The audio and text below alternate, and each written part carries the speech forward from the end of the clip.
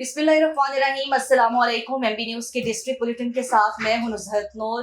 Bulletin का बाकायदा आगाज करेंगे और सबसे पहले खबर शामिल करेंगे लाहौर से। हमारे स्टाफ रिपोर्टर फाद अली की रिपोर्ट के मुताबिक जहां पर जन्नत मिर्जा एक बार फिर नंबर 1 पर आ गई, तमाम सेलिब्रिटीज को पीछे छोड़ दिया। इस हवाले से मजीद तफसीलात से आगाह करेंगे फाद अली। जी फाद, आगाह कीजिएगा।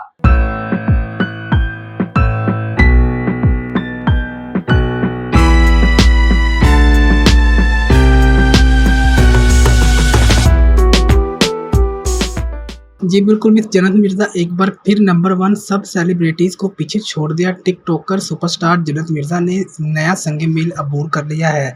जन्नत मिर्ज़ा ने सब सेलिब्रिटीज़ को पीछे छोड़ दिया है।